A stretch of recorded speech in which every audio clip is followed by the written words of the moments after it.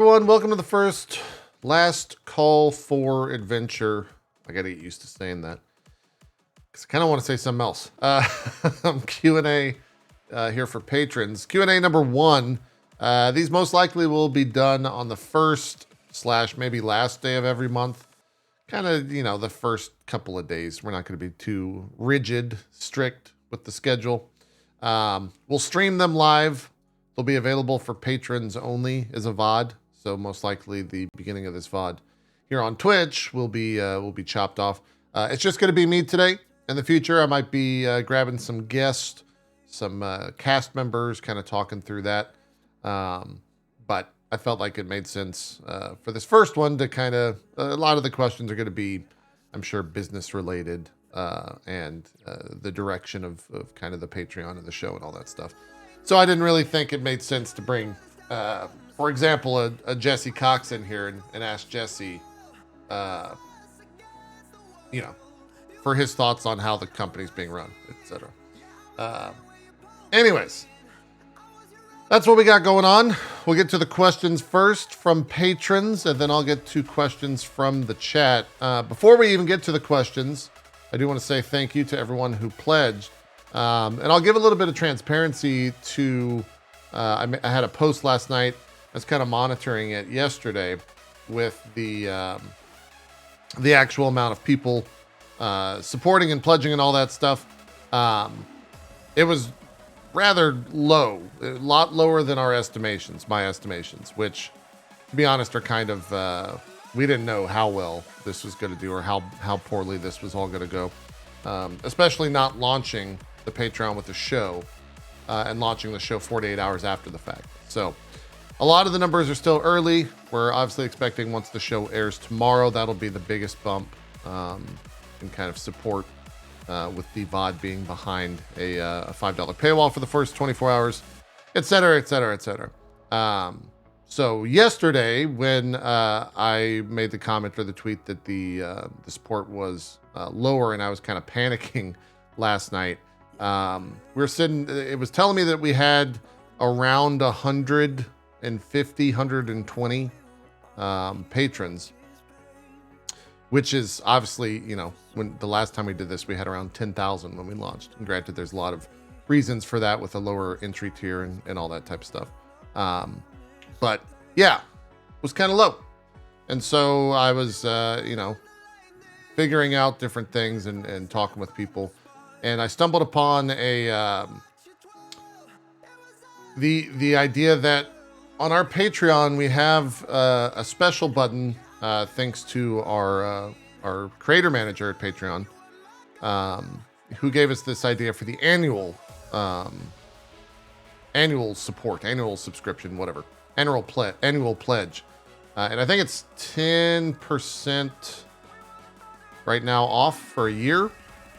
And that doesn't factor into the monthly pledge amount or the monthly pledge number. And so with that in mind, the actual number right now that we've hit is about $400 shy of 10 grand, which is obviously insane, because we haven't even aired an episode yet. And granted, that's not going to be like a monthly thing. It'll be a lot lower than that monthly, but it's all the annual subs who have supported us factored into kind of that first month. So huge thank you for that. Cannot express how exciting it is to have people excited about your content. I shared that with Bronze last night, and she was absolutely floored. Shared it with the cast as well, and they were honestly as surprised as I was, because like I said, we haven't done a show. We haven't done, I mean, we have like a couple pieces of content on the Patreon right now, like episode 0 and some character sketches and stuff like that, but the show hasn't happened yet, and we're already at 5 digits earned, which won't be the same next month, but it'll still continue to grow, and that's exciting. So Thank you once again to everyone who has pledged thus far, if you're watching this live, and to anyone watching it on Patreon and watching the VOD of this, thank you as well for your support. Let's get to the questions. We have a handful here. We won't be asking every single question. I'll be kind of picking and choosing here, as will be the process for future Q&As. Maybe even have the cast members ask them as well. I'm going from a submission thread from the Patreon first. Once we finish that, I'll pull some questions from the chat, and we'll call it a thing. Probably going to aim to keep these around an hour, 45 minutes to an hour. Not too much, because if I sat here all day, I'm sure people could barrage me with questions. But hey, that's why we're doing one every single month. This first one it must be a meme or something. I don't know who asked this, but I'd feel bad if I didn't read it. I just hope I hope it's not like a D's nuts joke for D&Ders. They ask me, why is a raven like a writing desk?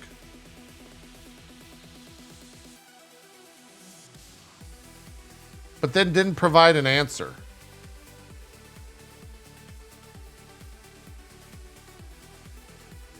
From Alice in Wonderland, and it was me? Great. Thanks, Nor. Nor, you want to give us an answer? Why is a raven like a writing desk? Nor. I'll wait. Poe writes on both. It was actually never answered. Oh. All right, here's my answer. Raven D's nuts. That's the answer. That's the answer to the question. My own mod got me. Let's move on. Was there a specific moment that spurred your interest in starting up a roleplay adventure again? I'm excited. Thank you. Thank you. I need to include on the form. We're going to change, before I even answer this, we're going to change the form process for submitting questions. It might go through Discord in the future. There might be a bot for that. It won't always be an Excel spreadsheet. This was kind of the quick and dirty version of getting a Q&A up that I knew would work. Because I kind of thought we should do this around, I don't know, Saturday of this past weekend. But it'll be different. I'll be able to, we'll give, credit to the questions, etc.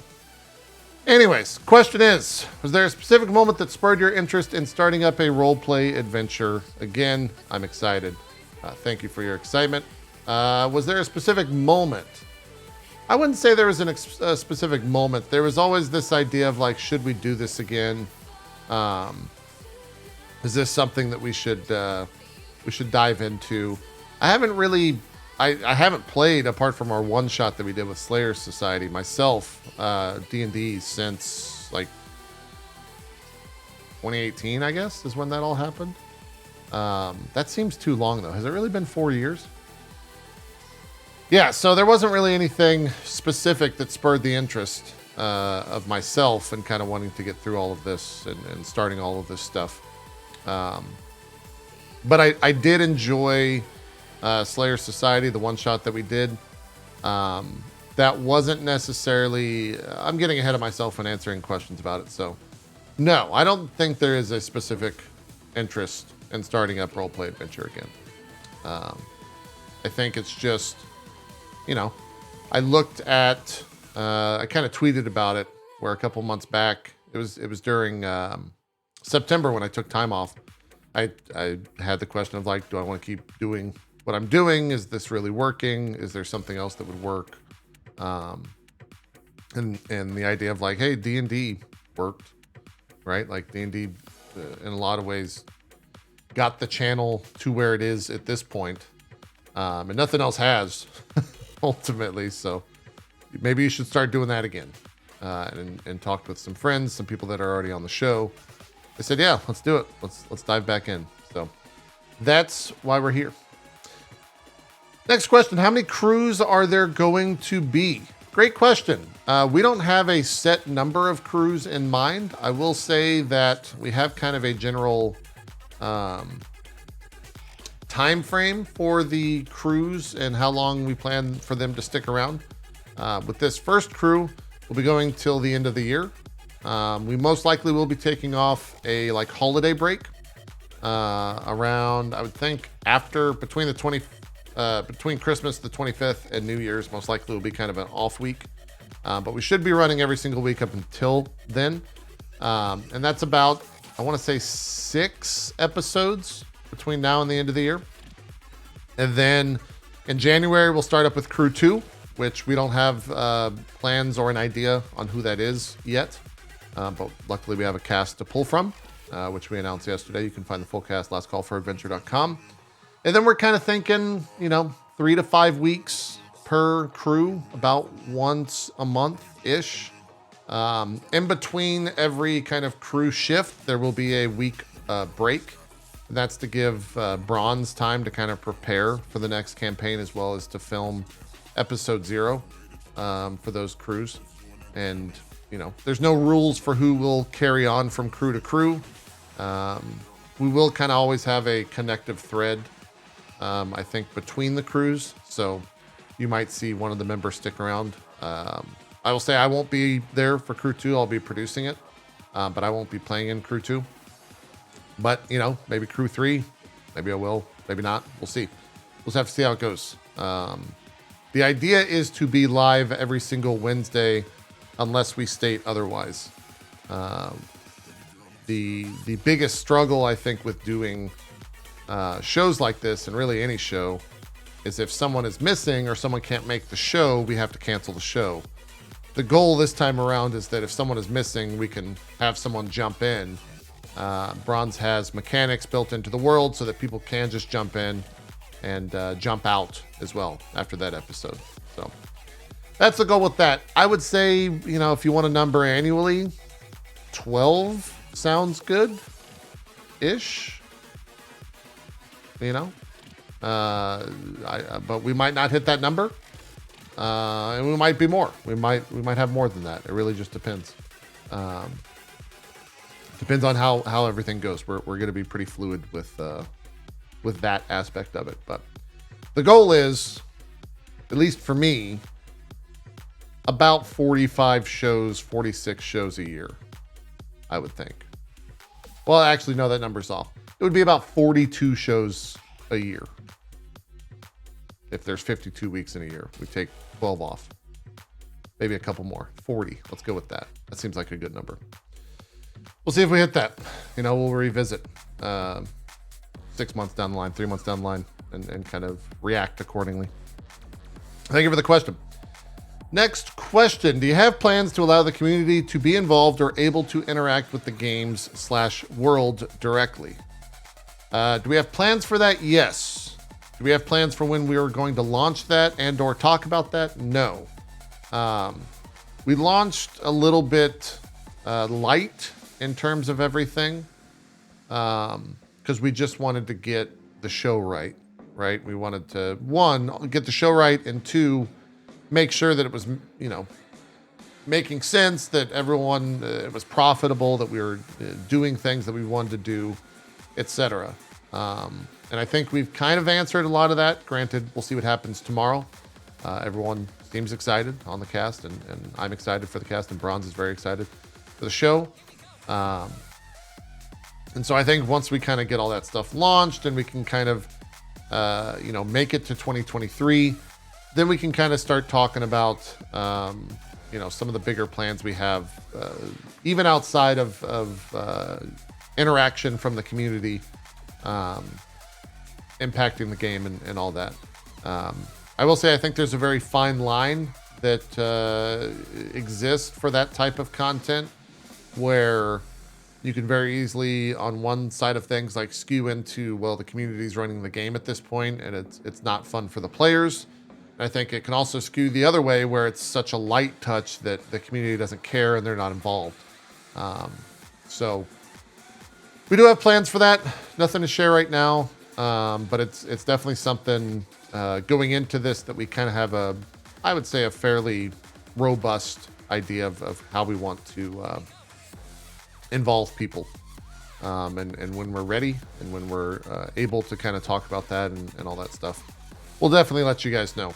I'll say that the Discord right now has been popping off. There's think we crossed 1,000 members yesterday. That's been awesome. There's been a ton of people in there, a bunch of new faces, a bunch of longtime fans that I recognize. I saw one that just popped in my brain. Raid Strike popped up last night. I haven't seen him in a long time. He was kind of a mainstay during the former D&D years. So yeah, it's been awesome. And if you're not already joining us in Discord, feel free to consider it. You don't even really have to partake. There's just a lot of things going on. We've kind of got like a discussion format set up, so we post character art and all that stuff and people can discuss.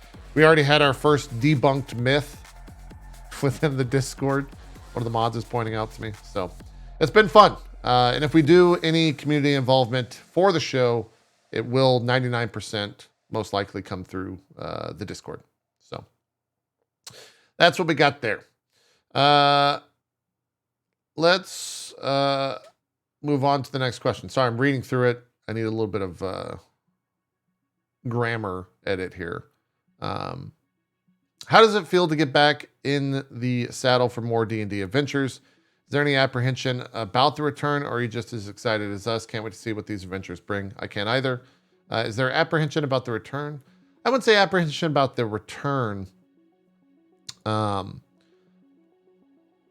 I think when we started almost 10 years ago now with the original D&D content, there wasn't really one in the space, right? Like we were the space ultimately. There was very few people doing kind of what we were, and we didn't even know what we were doing at that point, but there's very few games. And if you compare it to now, there's probably 10 games running right now, right? Like it's super busy and always evolving and always adding to it world of like live D&D play or live tabletop play. And so we are a little bit, you know, the question was, can we offer something that's unique that is or unique enough, I should say, to the space so that people are excited about it and not just ride on pure nostalgia for, you know, the work that we've already done. And I think we have, in my estimation. It seems like people are excited about it, both for nostalgia's sake, but also just for the type of show that we're going to be running. But yeah, I'm excited for the future. I think to answer your initial question, how does it feel to be back in the saddle? It feels good. It's honestly, without sounding too dour, it's nice to have people excited about the content you're, you know, planning to create again. I think the past 4 years has been a lot of change, both on the platform and both for me. And so to have people be as excited as they are and, you know, constantly tweet me and see the conversation in Discord or see the conversation in chat, you know, the past 96 hours or something like that. It's been great. It's really awesome.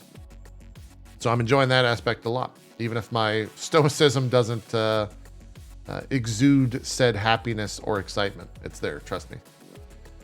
Next question, was there a discussion about using a different game other than D&D 5e? Yes, but it was, you know, quickly stopped. D&D 5e is kind of it's the bread and butter of the tabletop space. And that's for better or worse, right? Like it's what people know.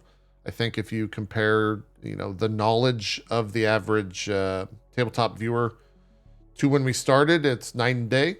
And I think there's a reason for that. I think that, you know, if we were to play something else, it would kind of put us on from a business standpoint, it would put us on a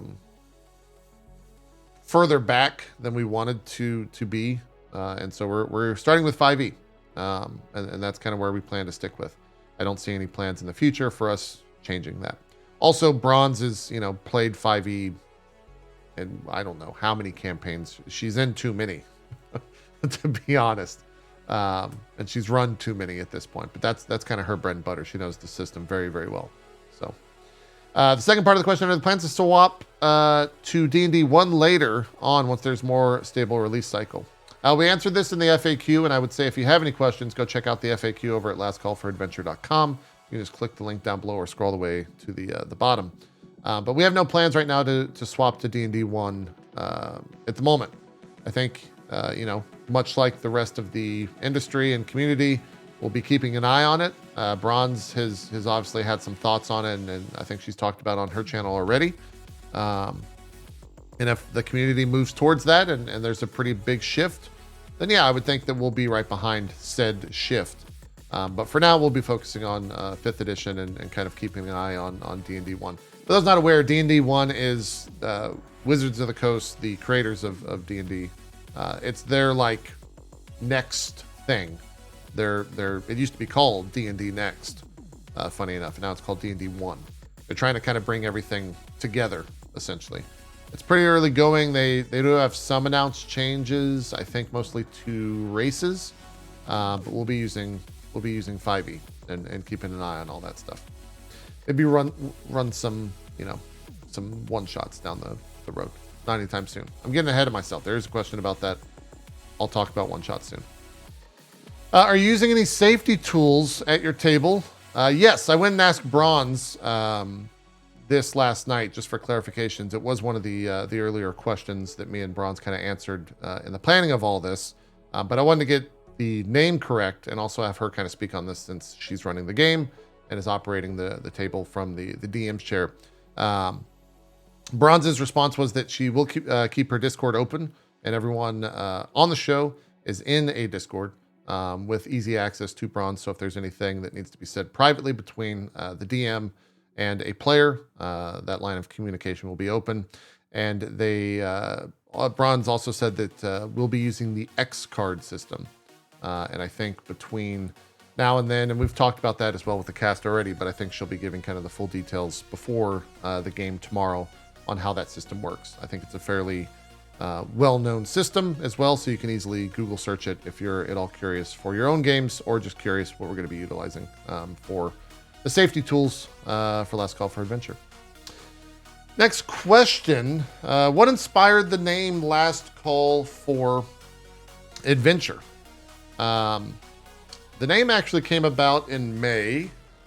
I wish I could remember some. It was not the original name of the show.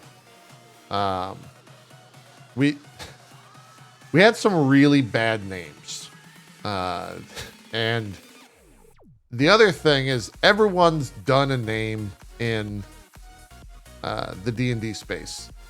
Everything is kind of used. Every play on words that you can imagine has already been used in one way or the other for shows the size of, a viewer to 10,000 viewers. There's so many.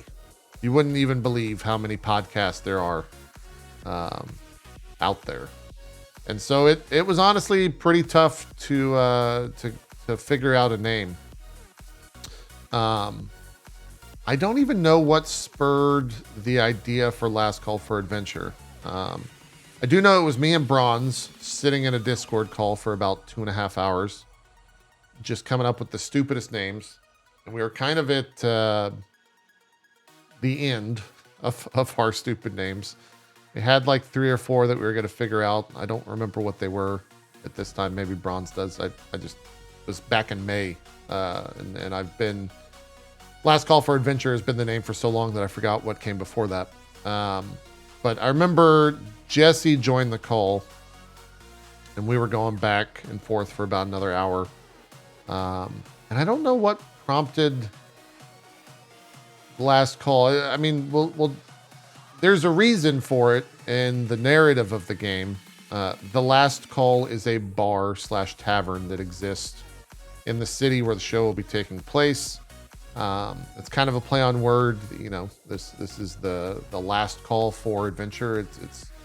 This is our take it, D&D for the quote unquote last time, if you want to look at it that way. It's unique enough that no one had it. It had all the open trademarks and all the business bullshit that I won't get into, but that was all available. The website was available. The only thing that was really upsetting is Twitter has a 12-character limit for usernames. And that's why the Twitter is Last Call RP and not Last Call for Adventure. Because there's also we were thinking the LC4A, but that's the last chance for adoption, which is an adoption program for pets.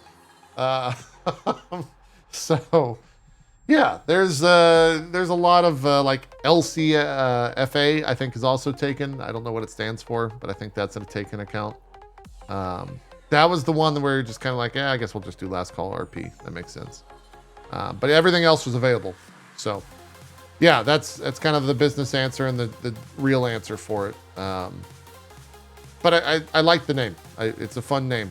I think it's been fun designing around it. People like the logo. I think Elu knocked the logo out of the park. Elu will tell you the story probably completely different than I would. But it was fun creating the logo, is what I will say. For Elu, it probably was not fun. I think that was about a month of going back and forth, and Elu would make one thing, and I would just be like, we should go a different direction. Let's do something different. What if we didn't do that? Let's try this. Typical artist bullshit that they have to deal with from a schmuck like me. So yeah, what we settled on and what Elu made, I think is fantastic.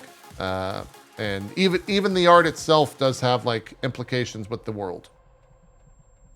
So there are reasons for a sword being in the logo and it looking like it's going down into a thing.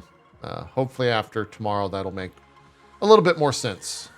So yeah, a lot of brown for sure. But again, the other thing too, I talked about this yesterday when it comes to the website and kind of the assets around everything. We're kind of working with a blank canvas right now. The next couple of weeks, once things actually start to get brought into the world from the cast and from Bronze, Elu can take a lot of that stuff and fold it into the website and kind of work that stuff in so that it's not just gold and bronze in your face. We'll get some color there. We'll get some color in there. What else do we got? Next question. Ken already answered this, but was there a specific thing or things that made you want to play D&D again, or did you just feel the itch to roleplay again? Super glad you are back into the TTRPG world. Loved all the old series. No, I kind of talked about this, like I said earlier, but it wasn't really anything. I had a good time with Slayer's Society that we did the one shot and decided to roll with it. Next one is just a nice comment. I'll read it anyways. I appreciate it. Hello, JP. I would just like to know what spell you put on me because I cannot not support your D&D content. Love from Norway. Thank you for your support. I don't know if I'll be able to answer the next question. We might need to rope Bronze into the answer here, but I'll attempt it from the knowledge that I have. The question is, Lovetem has arcane inventors and aircraft engineers. I was wondering what's the technology style going to be like steampunk or maybe more clean sci-fi magic, like lasers and machines, but mixed with magic/fantasy. Not trying to sound too narrow-minded in imagination. Also, if maybe we'll get a quickly explained/explored as the episodes get going, so maybe not interesting or useful questions. No worries about skipping if you prefer. Well, I didn't skip it. But my take on this, while not being the DM and knowing a little bit more than the cast in terms of what's in the world, I think it's like steampunk light is the goal there. I know that dwarves and goblins are part of the like high society / rulers of the city, and so you can kind of imagine what a city run by dwarves and or goblins would look like. And I know there's airships, if that helps be evocative enough in terms of kind of putting your mind into that world. I know steampunk and airships were things that Bronze mentioned existed and were available. So I think that's. I think also tune in tomorrow to the opening of the show. Bronze will probably have a introduction to the world, which should answer some of your questions, if not all of them. Next question. What is the level of transparency we can expect with regards to how much of the Patreon money will be your cut / profit and how much gets invested into the shows / other staff? I think this one, I have to think about this because we won't give like full transparency because that's just how I operate. But everyone involved with the show is, agreed to contracts. We went back and forth, and everyone seems happy, from what I can tell. And everyone involved with the show has a contract, and everyone from like staff to people that helped with the art, people that helped with the website, it's all paid. It's not like anyone's doing this pro bono or anything like that. So. At least in my estimation, and you always say this or you hear people say this, and I know how it sounds, but if people have questions or concerns about that in working with the show, I'm hoping that the dialogue and the communication lines are strong enough that they can come to me, but everyone seems super happy with it thus far.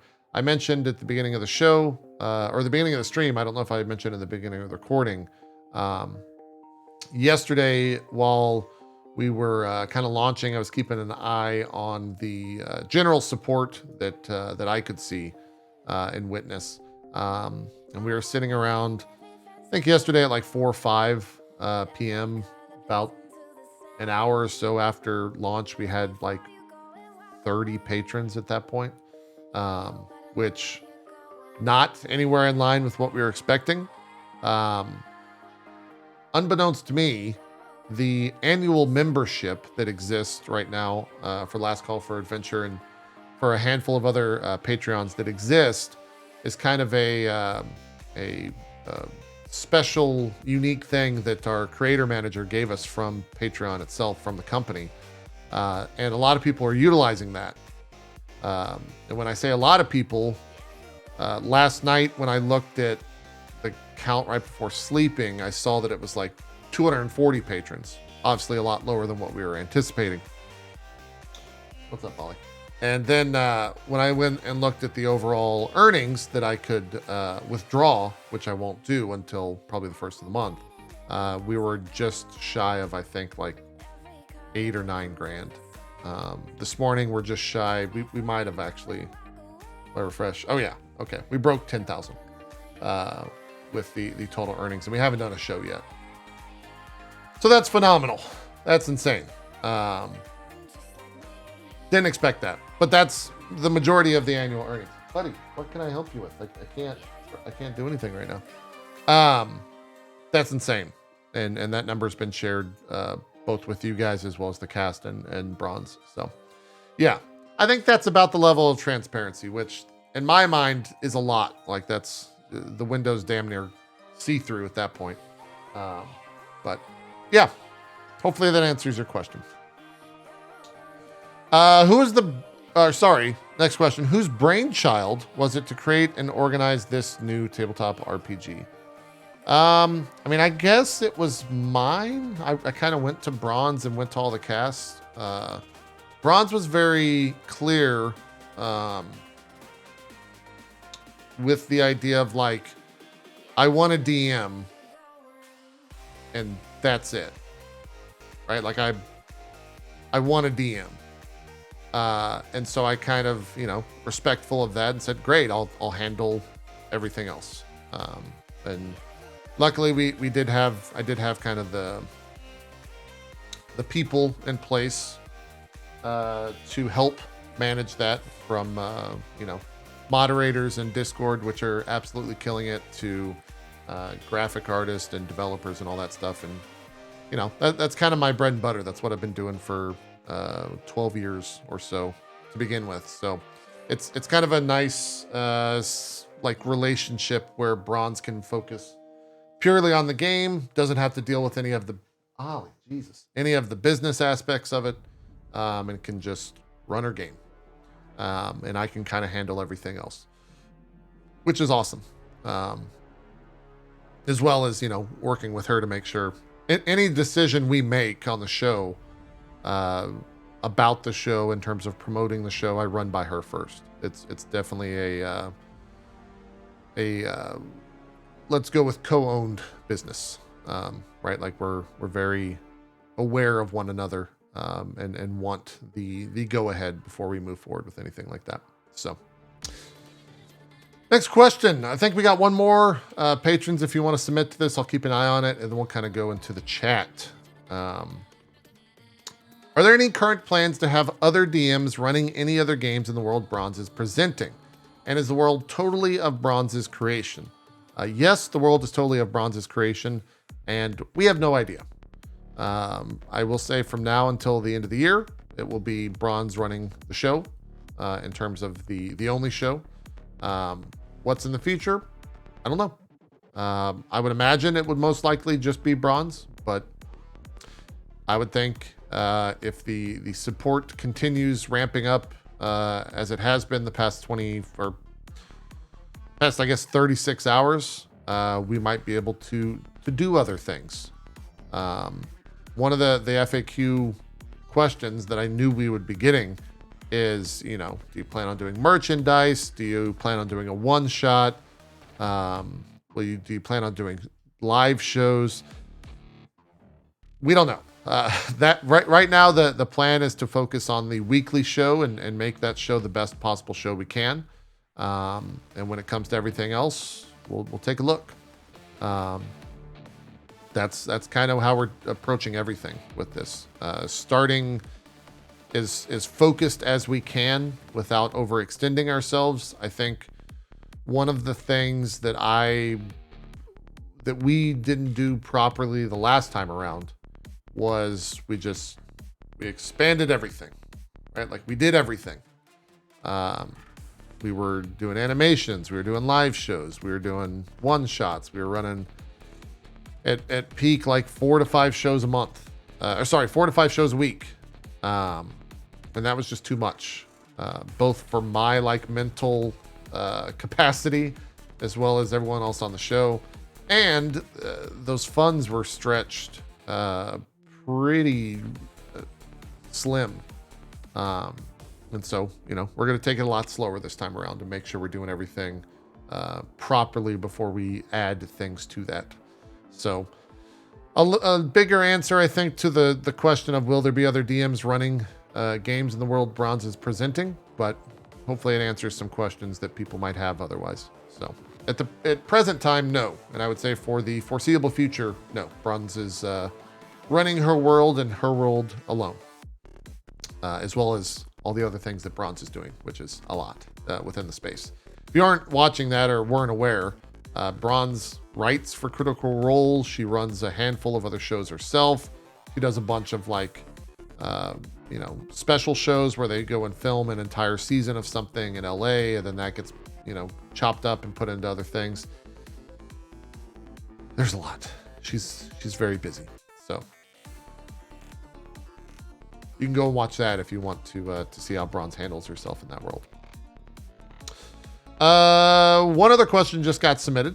It says, do you regret dismantling the live studio right before launching another big RP project? No. In fact, I feel like that was, for me, like a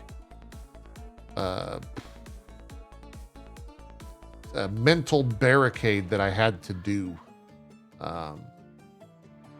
Right? Like I needed to tear that down in order to move forward. So I'm glad that I did. If we do I shouldn't say this because people will stick on it, and 6 months from now I'll see a YouTube comment asking if it's going to happen, when it's going to happen. But if we do a live show in any time in the future, anytime in 2023, 2024, we'll use a proper soundstage, proper studio. There's a lot of, we know a lot of people with a lot of big studios, is I guess what I'll say. And we'll go that route. We won't do anything in my basement. we'll do something in a proper studio, proper soundstage. So that's it for that. I'll keep an eye on this. We've got probably another 20 minutes or so. We'll take some questions from the chat if you guys have them, and we'll answer those. I'll kind of scroll up. Any plans for the community or patron contributions to the world, like Far Verona or otherwise? I answered this earlier. Not right now. We're focusing on the show. And if you want the longer answer, check out the VOD of this for that. How does the recruitment process of new cast members look like? Are there hurdles to clear? Are you approaching folks or hoping for them to approach you? We were very selective in the people that we approached this time around. I feel like, without going into the specifics of why people were chosen, we're very happy with the diversity of everyone involved. And that's a major goal for us moving forward. There is obviously a large amount of people that we have worked with in the past. Both me and Bronze, I think, cover I don't know, countless amount of people within the industry. And we could have reached out to a immense amount of people. And I even reached out to people that we didn't include in the announcement with like, hey, we're doing this thing. We won't be including you initially, but we do plan to reach out in the future. Because we wanted to make sure that, people didn't have their feelings hurt. That was a goal of mine. I wanted to make sure that people didn't feel snubbed for people that we've worked with for a very long time in the past. Both Bronze and I did that. So we're very aware of kind of everyone that we can work with, and we'll be adding in the future. What does that process look like? I mean, mechanically, the process is, hey, can I have 5 minutes of your time? Great, let's talk. I kind of introduced them to the idea of the show. Most people, before I could even finish, said, yeah, of course, I'm in, let's go. And that's the type of people that we kind of want to work with in general.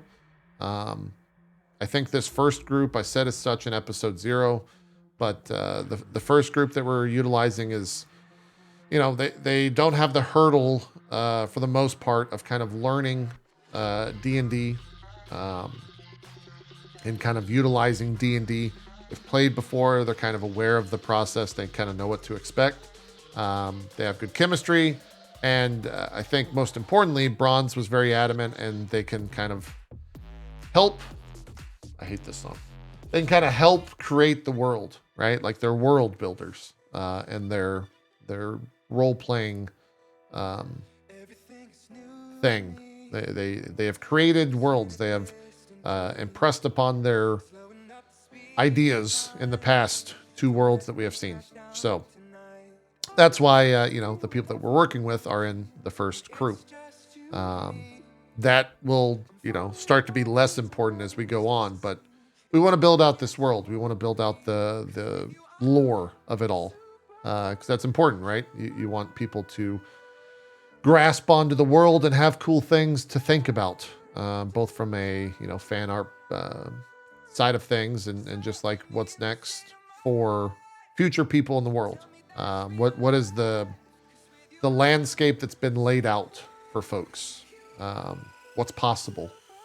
The people that we're working with have kind of answered that stuff and content before. We're hoping they do the same, starting with episode 1 tomorrow. So, I think I answered your question in full. We are approaching folks. People have reached out to us. People also said, I'm not interested at the moment, but I might be in the future, that type of thing. I also think we did reach out to a handful of folks that were like, yeah, I don't have the time for that right now. And I think the the idea of the project is to have less of a time commitment, right? It's the idea that I don't have to devote X, a year or 2 years to this. I can devote a month to this. And I'm hoping that those people that, said I don't have time for it will reach out. And I did tell them as such, without revealing who they were. I did tell them as such, like, hey, I'm going to come back around most likely in the near future and see if you want to join us. So hopefully they say yes, and we'll be able to share those and announce those in real time. If we add people to the greater cast list, I haven't really figured out or thought about how we'll do that. If it'll be announced as they join the show, or if it'll be announced that they're just joining us for the project in general. I don't know. That's a future question I'll answer that I don't have an answer for at the moment. So, what else do we got? And I see the mods kind of letting people know that we've answered questions. Thank you for that. What else? So will there just be one game every Wednesday for now? Yes. Every Wednesday for 3-ish hours is what we're targeting. 90 minutes, a break, then 90 minutes. Both Bronze and I agreed from the get-go that 4 hours was too long. And I think the cast members that we approached were all very much in agreement that it was too long. You I think, start to lose interest if you're at a table for that long, though everyone's different. But I think for what we're trying to do, 3 hours will be good. And if we want to change that in the future or do special things where there's a longer episode or a longer day or anything like that, we can. So that's the plan with that. Nuts and bolts question here from EMW3. Will you be using digital dice or rolling in person or without dice cams? We're going to be utilizing Roll20, so it will be digital dice. I know Bronze has expressed the idea of wanting to use her own dice. For a viewer perspective, I think I've convinced her to use primarily digital dice. We use digital dice for episode 0. With the overlays that we're utilizing, all of the rolls are kind of baked into that so that they populate from that. It's not just like an overlay on top of a Roll20 window. It's the rolls are actually, being populated in our graphics in real time with our own text and our own graphics. And that goes as far as to having character sheets. I guess we haven't fully figured out how we're going to handle it, but there's a lot of copyright issues that I think exist. But we do plan for characters on the web, the cast on the website, lastcallforadventure.com. In the cast section, the plan is to have kind of bios for everyone with the official character art there, and also a way to kind of peer into their character sheet, check out their stats, and check out their class and their XP, and kind of that front-facing character sheet.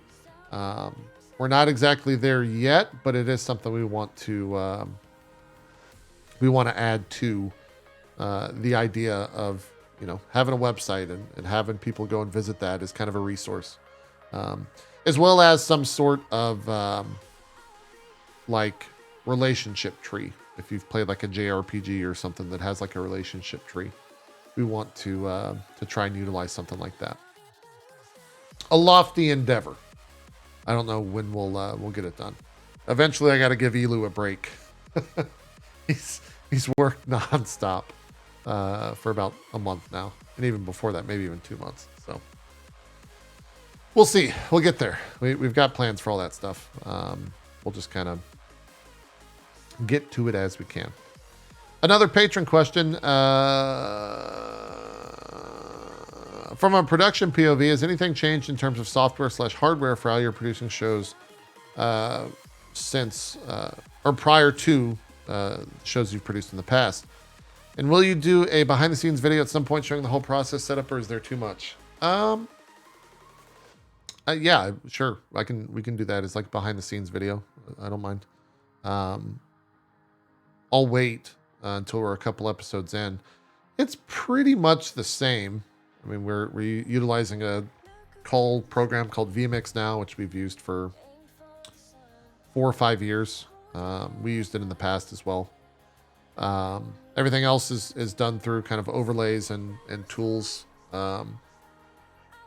that work with Roll20.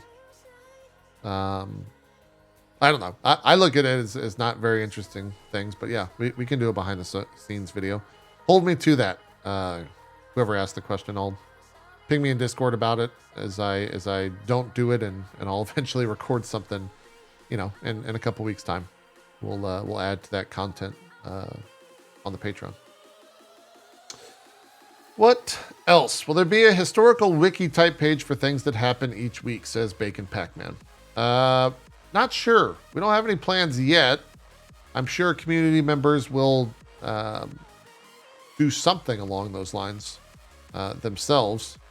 But we don't have anything officially figured out for that at the moment. I would imagine that given the history and given the amazing folks that I know are part of the community to begin with, something like that will happen and exist. Will you use milestone leveling or XP? And how does it work for the rotating cast, says Tartarock. I don't know. It's up to bronze. I do know that depending on the cast or the crew, so for like crew 1, we're starting at level 3. I think other crews might start at different levels. I do know that she has plans to have a multi-leveled party so that, there is a leader, a higher level party member, level 3. Everyone else is level 2 or something like that. I don't think she's planning on everyone being the same level at all times. So that's up to her, and probably a question for her that I think should get answered in play. So what else do we got? Potch TV says, what are new challenges you have experienced planning Last Call for Adventure that didn't exist for previous shows? The idea of I have no idea how this is going to work, or not work is a bad word. I have no idea how this is going to be received. In the past, I made like kind of sure bets, I guess is how I would say it. This one was kind of like, well, I guess we'll see. I think I sent Bronze a DM before we launched last Friday. So like, hey, I have no idea how this is going to go. By my estimations, it could be a complete failure or it can be a giant success. I hope you enjoy the ride. Thanks for being with me. We'll see what happens. So it's definitely the idea of untested and unknown content. So, which, it has its level of excitement with it. The idea of like, will this work? Is this the right decision? It's kind of fun. At least it has been fun thus far.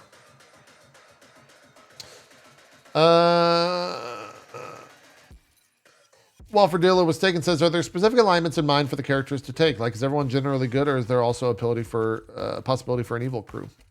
Bronze would have a different answer for this, I suspect. My answer to this, and kind of always has been to this, I like gray.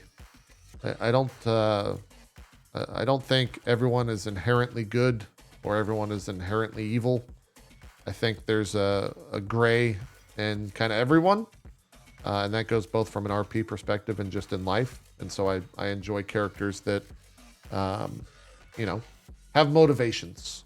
It is one that presents the most interesting stories, and a character, to put an example, who might give I don't know, money to an orphan in the city, but also might kill a guard for, you know, taking away from that orphan, right? That's kind of a gray situation. It's not inherently good. It's not inherently evil. It's motivation based. And so that's my take on it. Bronze might have a completely different take, and other cast members might have a completely different take. But some people might kill the orphan. Some people might give the guard a slap on the back and say, "Good job," right? Keep everyone in line. I do think that Bronze is much more acutely aware of that line than I am, and that's why I'm excited to work with her, because she can, you know, if things veer into a sense of someone being uncomfortable, she will notice that very, very, very, very, very fast and change it quickly, or present a situation where they don't feel that way. From everything that I've seen in all of our other games, everyone's been comfortable in that regard. So excited for that, I should say. What else? We could probably do like one or two more questions. You mentioned that you dismantled the live set during the break time. Will there be no live sessions for the show like it's used to? At the moment, yeah, there won't be any live shows like we've done in the past, and probably nothing on the. If there's if playing games online and doing things in the set, what we've done in the past was kind of in between that. If we do something, we'll use a proper soundstage and proper studio for that, not kind of a room in my basement. So that's the plan with that. But we have no plans for live shows. We haven't talked to anyone. We haven't discussed anything like that, and probably won't for several months, if not a year or so.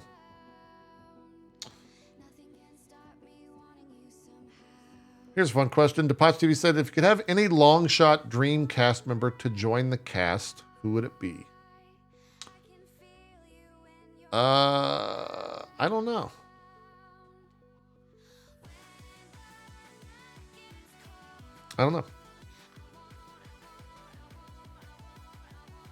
Matt Damon. Let's go with that. Yeah, I'd love to hang out with Donald Duck. Yeah, I mean, you've got like your crazy answers there. Henry Cavill, Vin Diesel, that type of stuff. Be fun. Phil Spencer. There you go.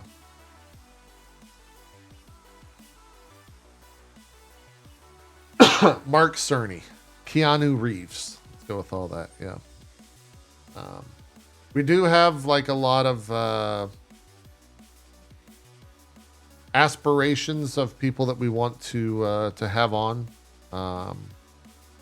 People that go outside of like our normal circles and people within our circles as well. So we'll always kind of have the radar will always be pinged by that, and we'll add to it. The biggest thing is that, you know, we do a show with a new crew like every 3 to 5 weeks. So, well, that is a lot of people. We also want to make sure that we can bring people in as much as possible. So,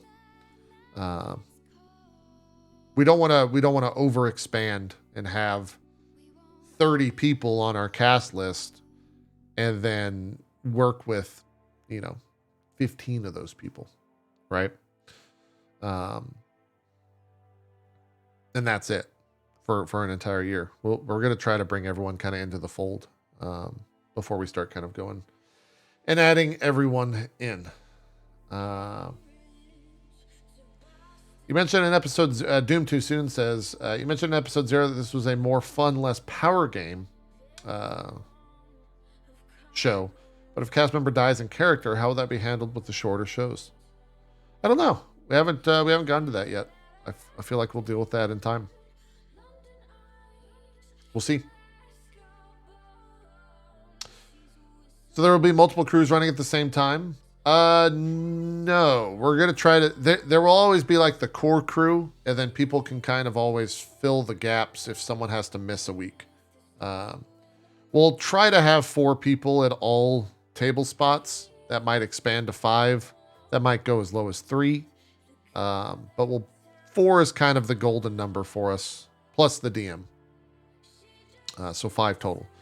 But it means, if for example, this isn't something that has been planned or premeditated, but if like Jesse misses next week, we've got 14 people that can jump in with a brand new character. And like I said, Bronze has mechanics built in place so that the characters can just join right away.